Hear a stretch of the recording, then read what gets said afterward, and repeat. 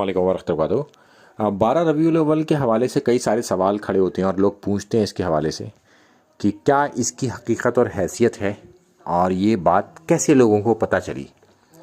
तो इसमें एक सबसे मजबूत बात यह है कि पहले 500 साल में लिखी जाने वाली किसी किताब के अंदर भी ये बात दर्ज नहीं है कि अल्लाह के रसूल सल्लल्लाहु अलैहि वसल्लम 12 रबीउल अव्वल को पैदा हुए थे। हाँ, पीर के दिन वो ज़रूर पैदा हुए थे, उस दिन वो रोज़ा भी रखते थे। ये बात तो हदीसों की किताब से आपको मिल जाएगी पहले 500 साल। और ये जो जिक्र आता है 12 रबीउल अव्वल का, वो आता है 500 साल के बाद लिखे जाने वाली किताबों में।